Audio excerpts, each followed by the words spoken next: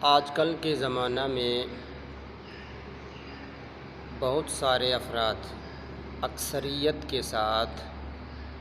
رات کو بہت لیٹ سوتے ہیں اور صبح بھی بہت لیٹ اٹھتے ہیں، اور بالخصوص اکثریت لوگوں کو دیکھا گیا ہے کہ وہ نماز بھی پڑھتے ہیں تو وہ 4 نمازیں ہی پڑھتے ہیں اور فجر نماز کو چھوڑ دیتے ہیں، اور اپنے کاروبار کے لحاظ سے بھی وہ بہت لیٹ جاتے ہیں، بہت لیٹ کاروبار شروع کرتے ہیں۔ تو اس کی وجہ سے جو کاروباری حضرات ہیں ان کے کاروبار میں برکت نہیں ہوتی،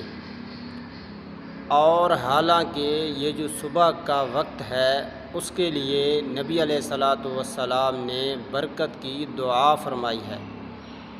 صحابی رسول ہیں سیدنا صخر بن وداع رضی اللہ عنہ، ان سے روایت ایک حدیث ہے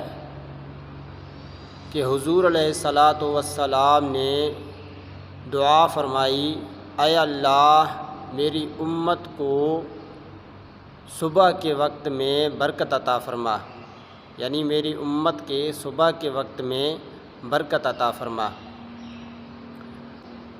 سیدنا صخر بن وداع رضی اللہ عنہ بیان کرتے ہیں کہ حضور علیہ الصلاۃ والسلام کوئی چھوٹا یا بڑا لشکر جہادی سرگرمیوں کے لیے روانہ فرماتے تو اسے صبح کے وقت روانہ فرماتے۔ اب جو راوی ہیں جنہوں نے ان صحابی سے حدیث روایت کی وہ فرماتے ہیں سیدنا صخر بن وداع رضی اللہ عنہ نے حضور علیہ الصلاۃ والسلام کی اس حدیث پر عمل کیا۔ کس طرح عمل کیا؟ سیدنا صخر بن وداع رضی اللہ عنہ تاجر تھے اور وہ اپنا سامان صبح کے وقت بھیجتے تھے،